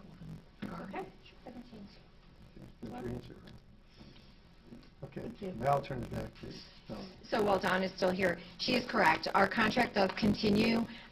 Either person would have to provide a 60-day notice in order to end it, but we always have the right to negotiate pricing. So Portage County does have the right to come to us, and if they needed to increase or offer that to us, and we have to discuss that. So you are correct that it is continually renewable, but it does require a 60-day notice if one or the other would like to be removed. So that was the only thing I wanted to add. Okay. So if we want to move then to our... She's got her hand. Oh, I'm sorry. I know that it's cheaper to have the 95-gallon unlimited service, but because Kent has such old housing stocks, a lot of houses can't place the 95-gallon situation. Like I have friends, there's no place in their area around their house that they can store a 95-gallon. Well, they're currently doing it with their recycling, because recycling is 95 gallons. So And 60, they have 60. They could have a 65 or a 95. We swap for the same price. I need it. But a lot of residents are already using that 95 recycling. So, yeah. And then on top of that, a 95-gallon is a lot. It could possibly be that, yes, correct. Heidi. So I'm looking at the unlimited service. I'm seeing 67% of the residents. Are those a lot of the rentals? Imagine, do you have any analysis of that? I do not have an analysis on that. I can certainly look at that. But I would have to look at that. Okay, and my second question is, and it's kind of more of a philosophical question. If you have unlimited service, what incentive do you have to reduce the waste stream? To recycle, you mean? Or yes, to recycle or reduce use, or in some respect. Well, whether you have unlimited on a weekly basis or we do it in spring cleanup, people are still getting rid of stuff, whether they're choosing to reuse, recycle, or just put into the trash. There's other ways to like. Sure, and there are education programs that we have that Portage County puts out, donations, those kinds of things. Those are things that we currently actually do and promote those kinds of things for people to do that, to donate to other locations as well as for that use. So that's part of, believe it or not, are part of our NPDES permitting. And so we just discussed that today, as that's part of one of our #1 things that we have to do. So that is something that we do currently do. So. Any other questions? Okay. Okay. Moving on to the second sheet, and I'll try to move a little bit faster here just for time. This is just the beginning for me to take a look at what are the contracts that are out there, what are covered in those contracts, what, if any, benefit it would or may not have to the city, and how that would work for us. So some of the things that I'd like us to consider is looking at the different options. For instance, perhaps lessening the number of services we offer. We have 5 levels of service. Can we take a look at possibly combining the minimum generator and the 30-gallon service into one? can we look at maybe just going fully automated? As Dawn has pointed out, emissions in town and the trucks and everything of that nature, if you could go fully automated, it's less time at each stop, it goes faster, it helps us with pricing because then they're spending less time. I've spoken to 3 of the large haulers that work in this area, and all of them say that it takes about 3 to 5 seconds when it's fully automated. If a driver has to get out of that vehicle and get around, it can take anywhere between 12 to 30 to 40 seconds in order for them to do that. It becomes a situation for them as well. Anytime a driver has to leave the truck, there's always a chance of injury, workers' comp, and that's not just from getting out of the truck and possibly falling, but lifting and throwing the trash. An interesting fact that one of the haulers just gave me today that I'm going to meet with next week is she said that statistically speaking, a trash collector lifts more weight in 1 year than a heavy weight lifter because they're on average lifting about 14 tons every day that they're out there picking up that trash, if they have to get out of that truck and physically do it themselves. In addition to that, you run into the risk of all the complaints that Dave mentioned before, bags ripping and tearing. If bags are out at the street, animals are getting into them. Not to mention, if there's something sharp in that bag, that person has the opportunity at that point to either be cut, poked, or picked by something that was in that bag. Again, all things that in our industry we try to do in order to prevent any kind of workers' comp. That all goes into figuring in the factors of what it costs us for those services. So again, going to a fully automated, I believe, and as compared to what I'm seeing in some of these costs, would help us with what our prices would be for our residents. As I mentioned, we have 81% of our current residents are on automated services. That's the 65, 95 gallon, or 95 unlimited. Those are automated services. So we have about 19% of our residents on those lower services. Casey, you have a question? Yeah. And you're saying the carts for the trash, the automated, would be supplied free of charge? Yes, just as they are now. For trash? Because that would be, again, a part of our bid requirements. So For trash? for trash. And most of the trash haulers right now, that initial cart is free. I didn't find anybody that charged for those initial carts. Now, sometimes the second cart, yes. Those were additional charges for those second carts, and they could be an initial one-time charge where it was just dropped off and a delivery fee. It could be a monthly fee. So again, I think those are things I'm learning so that as I prepare these bids, I put things in there to address that kind of discrepancies. Okay. One thing that Bridget whispered to me, and I'm glad that she reminded me because I almost forgot, so I made a note. One of the things as we're looking at the greenhouse gas, almost, or all 3 of our trash haulers that are here currently and locally are all beginning to have those conversions over to electric vehicles.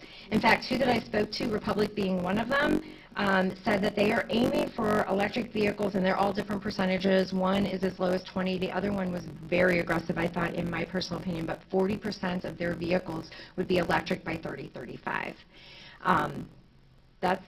That's pretty aggressive to me. So they are looking at these things. They have the same concerns that we have. So again, most of them are saying, if we can go to automated, that less time. Those things are all that play into these bargaining contingencies that we have for looking at those over things. And finally, as Dave mentioned, if we look at something, regardless of service, but we look at, for instance, a 65-gallon or a 95-gallon trash, what I would consider plus, because I agree, we still want to encourage our residents to recycle. We want them to look at donating things that are still usable instead of just throwing them away. Part of us in society have become a very throwaway community. And so we want to try and aim those things. That would be an educational part that we would definitely continue to take on. But one of the nicer things would be, could possibly eliminate all of that large spring cleanup. It's not something that I would recommend going into initially, because I think that's a change that we would have to get people acclimated to. But I do think that it's something that we should definitely start striving for, because I think then you'll have more turnover and reuse of items. Okay. So finally, on the last sheet, I just quickly put together what I'm looking at when I'm talking about a residential bill and what those minimum fees would be. So as you know, you have your other solid waste, your stormwater fee, water and sewer on there, And then I just put down there, depending on what our residents have, those are the costs that they're seeing. So you can kind of see our residents have some big dollars that they're putting out for these fees. One other thing that I'd like to point out is with the annual spring cleanup, that is part of the $2.88 for the other solid waste that we collect. If we were able to eliminate spring cleanup, we could possibly lower that fee as well, or we could look into having additional things in conjunctions perhaps with the county, but maybe our tire pickups then, we could pay from there. Right now, we pick that up through the service department. Maybe a household hazardous waste, we could cover those costs with. All of those are things that would be additional items that perhaps with that other solid waste we'd be able to use that funding with. So again, just another opportunity, I believe, that we, as the City of Kent administration and council, could take a look at and have at our disposal. So what I'd like to leave you with tonight on the last page is just things to consider. So things that we've talked about is number of services offered. Can we consider going to fully automated? This would eliminate the bags, the 30-gallon containers. No bags at the streets means an cleaner environment, no animals in bags, safer for drivers, less time at each stop, quicker service, cheaper price perhaps for our residents. Again, I ask you to think about depending on the number of bags used per month, that price fluctuates with that $3. Plus, let's not forget that, I don't think there's many cities that are in the retail bag business the way we are. Correct. And that requires taking staff out of central maintenance off their routine duties to do bag pickup, to do bag delivery to the stores. It's not the highest and best use of our employee time. It's not to say we won't do it, but it's definitely a opportunity cost, or we're losing time that would otherwise be dedicated to pothole repairs, and so that's not my favorite thing. Honestly, when I got here, it's always kind of been in my head as like, we do what? And not to mention, Giant Eagle no longer does that for us. So Acme is the only other place aside from our SAC that you can purchase those bags. Again, if you keep the 65-gallon and 95-gallon service options, they're on wheels, so you're better able to facilitate ease of move. 81% of our residents already have these containers. And again, just think there could be a standard service, so if we're afraid to go unlimited with all of them, we could offer the standard service with the ability for curbside or bulk pickup. I would prefer that we call it a plus service, and we kind of follow the industry standard now where it's just an additional 2 to 3 cubic yards of additional stuff that could put out, and then we can address some of those concerns. I am reviewing other contracts on trash and comparing pricing, and this should be considered in determining acceptable pricing and possibility for contracts. On the recycling side, we can continue to be serviced at the 95-gallon level or the 64-gallon level as indicated, but I would suggest that we kind of pick one or the other if we're going to outsource that or bid that again. And then making sure that we completely understand what our current contract offerings and costs are. Again, I'm continuing to look at that utility comparison because I do think that that's huge. We should take into consideration the dollars spent by residents for all utilities as established by ordinance, because I think we tend to look at them independently because we only come to you with one item at a time, but it is an overall expense to our residents. Any savings gained from full automation, reviewing other contracts, and comparing pricing is a direct savings to our residents. And I think that we are required to really make sure that we're looking at that, and that's really where I'm coming from on this. Our bidding options, I would like to come back in April with offering you some bidding options based on tonight with your questions. And then I will continue to collect data and present those options. And I would love if anybody has any questions that come up after tonight, or things that you thought of, or things that you want me to investigate before the next meeting, that you give me a buzz, send me an email. Because I do need to bid the trash at the very least, or look at another contract that would be comparable for us to kind of piggyback on. And in order to bid and get those bids back and be able to award that in a timely fashion to allow for a conversion if I needed to, I would need the full month of June. So I need to be able to award this contract no later than mid-May. So any questions? Heidi? I guess, when you take something away, like if we would take away the bags, I would say that a lot of times those people using the bag system tend to be low-income seniors, maybe people with disabilities, whatever, people that are trying to really economize. So I don't know if there's some kind of discount we could provide, like with our cost savings to households that would register, providing some kind of eligibility test for that. We do that with our utilities, other utilities, I believe. So that's just one consideration. The other one is that spring cleanup, I call that the great recycling, because I see people coming through over and over again, picking stuff up to reuse it, especially metals and things like that. I love that for that reason. If we eliminated that and just went to, people can have bigger containers or, unlimited, then we would see less, in my opinion, less recyclable. Sure. Actually, the contrary happens to that. We've just received 2 phone calls last week, and out where I live, which I'm in a way more rural area, but we had somebody over at Fairchilds that had put out a refrigerator and a freezer, and they have the 95-gallon unlimited, and they called us because they're like, we think somebody stole it. And I'm like, no, they probably just came back and picked it up. My son had the same thing happen to him about 4 months ago, and we put it out, and literally, it was 3 hours later, there was somebody there putting it in a truck. And he went out to talk to him, and he said, if I knew you were going to take it, I would have just offered you to come in and help me bring it up the stairs, because that was the hardest part. So I think that there is, for lack of a better word, there's like a chain, and when people see these things, phone calls are made and people are out there. So I appreciate the concern, and I will certainly take that into consideration as I'm looking at different options, but I think that there's a lot more that happen on a daily basis around here than any of us really fully realize. Mr. Amaran. Yeah, and I would just say to Heidi that it gives one spring cleanup is one day, but if you have it out all the time, people are going to. I had a couch put out. I didn't think they would take it. They took it. They didn't take it. I called them to pick it up, and somebody got it before they even came to pick it up. So, my concern, Melanie, would be what happens to people, elderly people, and I've had this problem with the recycling when they originally had the 95-gallon, and I had a number of senior citizens call me, I can't move this, this is too big, this is too burdensome, especially older women who are single or who have lost their spouses. Would we make an exception? Could we have, because Portage County Recycling, when I called, immediately said, we have a smaller container, we'll send that over, which was great. Will we have that opportunity possibly with a new trash pickup as well? Sure. I mean, that's something that we can make as an option. So if you really feel it's important to have a 65-gallon rather than just fully 95, I think that's an option that we could certainly put out for bidding for sure. Okay. Yeah. That would be great. Thank you. Other questions? Robin? Yeah, I will kind of piggyback on Heidi said.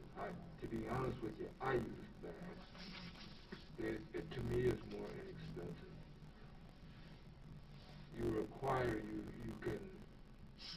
You don't put it out as much because you're looking to save money. You are able to move your bag outside and put it in a container, and then you can drop in the refuse as you go along. There's a cost savings that doesn't lock you in to having to put out garbage as frequently as other people would. And it's a definite cost savings for people who are on a fixed income. And if there's a way you can kind of get around that'll be interesting. But a consideration. Sure. For you. The spring cleanup is off the table to me. People in this city love the spring cleanup because it's a great value. I mean, once a year you're able to put out a lot of stuff. And I know that's maybe something that Tracy wouldn't like or whatever, but the reality is that that's a value to a lot of the citizenry here. And I don't think you want to see that go away. Okay. And remember, it's a value to our residents because it doesn't cost them on their bills. It's a part of our 288, but that doesn't necessarily always cover all of our costs for everything else. So sometimes that is a subsidy that comes out of other budgets. Yeah, yeah, understand that there's a cost to it. Sure. But when you look at it, for what people are putting out for that time period, and I know there's a cost that you make up, but it's a value. Sure. And if you weigh that out at the end of the day, tips this way. Okay. Benefit. Perfect. But keep in mind, I don't want you to misunderstand what she said. The service of picking up those spring cleanup items doesn't go away. It's every week. I guess. And I've had residents say to me, why do I gotta store stuff 6 months before my garage is full of crap that I have to store until you come? Why can't you come sooner? So part of what we were trying to do was listen to those people too. Well, they can just get unlimited service. But isn't that unlimited service, that's the only one that you can put out every week? With the Anything else you Yeah. can't? As it is right now. Yeah. But that can be Yeah. negotiated. As it is right now, but that's what she's asking you, like, So then you could get. do you want us to build that everybody else into, all of it. you know, yes, exactly. Just an option. I mean, that's why, remember when I started this, I said it's going to get complicated. There's a lot of variations. We're basically just trying to get your sense for which variations to consider and which ones are off the table. And because I can imagine multiple alternative bids. This bid has it in, this one has it out. And then you can look at the price difference and see the value versus the price. Right. Mr. Mayor, here's your hand up. I was just saying, and I understand what Robert's saying and what Dave just said. You know, I have the unlimited service, and I put stuff out there, we just tore up the carpet, put it there, they took it. If I wouldn't have that, it'd be in the garage. And if it's in the garage, storing it for a year, there's something else in there and something else, and sooner or later, I can't park my car in the garage. Then for 3 days a weekend, I'm hauling all that stuff out to the curb. But I don't care, there's stuff I put out, and Melanie spoke to the refrigerator, the freezer. If I put an something metal out there, a grill or something, it's gone. You know, people are taking that and they're recycling it. I'm very happy with the unlimited service, believe me. Me too. And I'm almost a senior citizen, you guys. Pretty close there, pretty close. Mr. Farrar. Well, since we're talking about the spring cleanup, you also have to give consideration to the fact that the aesthetic effect of that, because at our biggest marketing time, when parents are coming in for graduation and families coming in from graduation, and you come down any one of the major thoroughfares and the roads look like New York City in 1975 with garbage heaped on things. It's a terrible impression we leave on people visiting the city. It looks like a shithole, right? I mean, it's horrible. So useful, but horrible. But if we educate the people about that it's available every week to top that off, we shouldn't have that problem. So it's. Tracy. Yeah. To comment on that, a lot of that though is the students and just all their junk going out, so that Well, would they go away. have all year.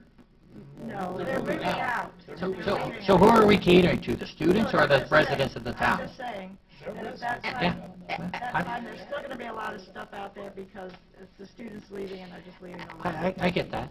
That's a fair trade-off, But but. then, I agree with Robin, there's gotta be some sort of compensation if we're gonna take away the bags for the elderly and the low-income people, somehow they have to be subsidized somehow or whatever. I see that. And as far as recycling goes, I would like to keep our contract with Portage County because Mike was saying, if you call them up, they will come if you're an elderly person and they will pick it up personally from that person. And so you get a lot of personal service by having that local company.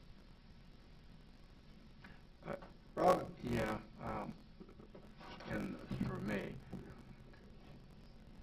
if there's an educational process that goes into, because quite frankly, I never given a lot of thought to the continual aspects of unlimited service and the implications. But I do know this, the people in this city view spring cleanup as a benefit. If doesn't, you may look at it, you know, we got unlimited service. That's all a lot of mental gymnastics you're going through. When people get to take stuff they've had in their house and they put it out on the curb and they pick it up, whether or not they're educated to the aspect of the costs being spread out over a year, and we're still creating a new waste stream and blah, blah, blah. What they know is, I'm taking this out of my house and I'm not paying anything. I'm putting it on the curb and it's the hell out of here. I don't want to get as graphic as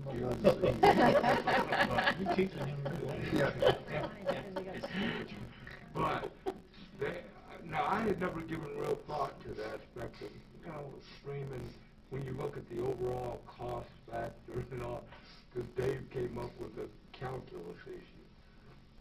People understand that it's the hell out of my house. It's on the curb for a week, maybe, depending on the time that they get there. You're going to have to do a heck of a lot of educating and make people think and understand that we've got a waste stream and we've got this, and we're basically, you know, creating there's still a cost. It's not going into a black hole. Sure. But think about that. Sure. Mike? Well, people are still paying for it through their solid waste. Right. Right, not completely, that's correct. Correct, They're they just, do oh, not. we get to put it out this day, but They're paying for it. But they're still paying for it every month on that $2.88. That's correct. So what's that, $30 a? Yeah. What's the education prospect? Jack? No, I was just going to say, depending on what Melanie comes back with, I think that spring cleanup may still exist, but in a different way. So I think we have to wait to see what options we have. Sure. So. Okay. So, go ahead, Gwen. I just wanted to put out my 2 cents that it seems, just in my opinion, based on what you've said, it seems to me I would be very comfortable having the 95 plus and then either a 65 or 30, like a less and a more, and spring cleanup is something I miss annually every year. But we do tend to, we put things out, you know, we put things out, we have the unlimited, we put it out. The unlimited is a good value. I think it's a good value for a lot of residents, and if we were to get rid of that, everybody would save a little bit more money. It's kind of how I view it. It would become a better value. I'm really curious to see what the bid, you know, what the bids come back at. I like the automation. I think that saves gas. I think it saves human beings' backs and bodies. I think that's important. I thought it was a great presentation. Thank you. Thank you. Yes, Robin. One last I doubt it. The issue on automation, what are the implications to the workforce? Well, right now, there's only one driver in a vehicle anyways, so the workforce doesn't change numbers. They don't have 2 people. They don't have a driver and a picker-upper, so to speak, in a truck. There's no loss. There's no guy riding on the back end. I think Dawn has something to say. There is such a shortage of drivers right now in this world, like, it will help so much. Okay. So do we need a motion or anything, or just was No, just for this information? is great. Again, if you think of something afterwards, or you want to present me with something or a different thought process, please do that, and I will be back then in April with a couple of options. Thank you. Melanie. Good job. Oh, we got Mr. Bowling coming up on Vision Zero resolution. I know. I know.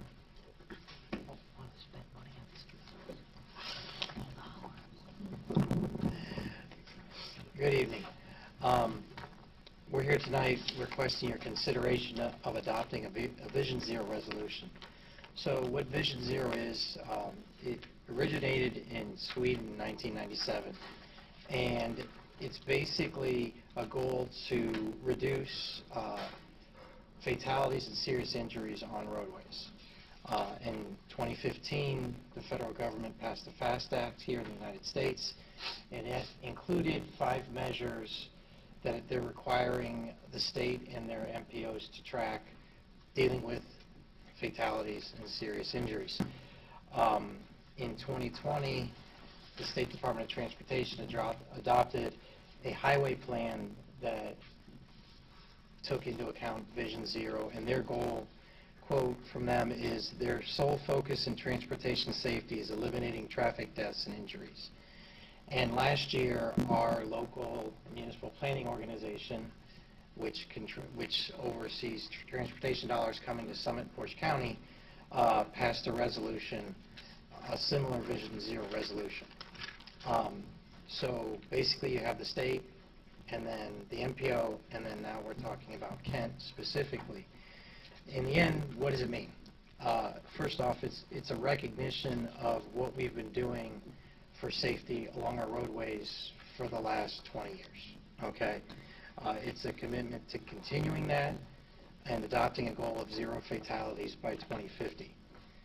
It's a data-driven process, and where we would focus on our problem areas, and in Kent, our problem areas when it comes to traffic safety and fatalities is our vulnerable road users, our bicyclists, our pedestrians. It encompasses complete streets, slower speeds on our roadways. Basically what you saw in the Climate Action Plan when they talk about walkable, bikeable neighborhoods, that is exactly what we're talking about. And then the other aspect in Kent where we see fatalities and serious injuries actually revolves around one road, State Route 261. So the last thing that this means is, going back to what actually Robin mentioned with the Climate Action Plan, it provides access to $800 million a year from the federal government for their Safe Roads for All program. And to be eligible, you need to adopt a goal of eliminating fatalities and serious injuries. So we're respectfully asking your approval to adopt a Vision Zero ordinance, resolution, sorry. Heidi? Yeah, so this has actually been our philosophy, maybe not stated in this way, but we have been doing this, we've been working on it. So do you see any problems or concerns, barriers that would be created as a result of such a resolution? No, we only Seems see like a win. benefits. We only see benefits for it.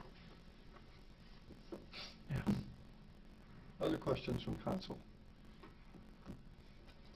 Seeing no questions from council, anyone in the community want to speak to this issue? Seeing no one wanting to speak to this issue, oh, yes, go ahead, Heidi. I would like to make a motion. I'll second that. I would like to move to, I know what it is to. I think I know. I would like to authorize a resolution, a zero, what is it called? Zero fatalities, this, for Vision 20, that we would adopt as a city. With the emergency? That's what your packet says, emergency. Yep. And I would like to second that. Exactly what I thought you would say. I prefer this over the +2 plan that we have. There you go. Okay, any other comments about this? No? No one? Okay. Anyone from the community? No. Back to... You're in a motion, stay with us. Oh, yeah, I'll stay with you guys. Our clerk's gonna reprimand you. Yeah, well, it wouldn't be the first time. Yes. All those in favor? Aye. Those opposed, same sign. Thank you very much. Finance Committee, Mr. DeLeon. Don't leave, Jim. Oh, that's Melanie. Oh, sorry. I thought he was going to be the notebook guy, too. So I'm just before you, as we are annually, asking council to accept our $54,794 from NOPEC for our energized community. I need to apologize first. I had started putting a list together so you guys could see everything that we've done before in the past. I know I've had some questions from Mr. Kuhar, and I actually found the information. So I have that. I just didn't get it finished in time for tonight as I was preparing for the trash discussion. So I will provide that to council, but we're simply asking for this, and we do have expenditures that are coming in this year, and a lot of people are asking me for this money. Okay. Questions? Finance, Roger. Yeah, I know. Oh.